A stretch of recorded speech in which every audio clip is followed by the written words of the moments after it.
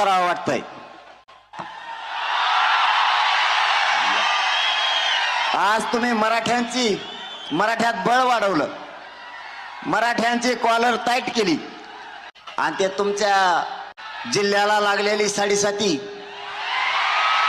ते सगळ्या दुनियाचं दलिंदर ते म्हणतंय मनोज जरांगेला म्हणा फक्त 8 सीट निवडून आणून दाखवा। तो या जिल्ह्यातली इतका बघ,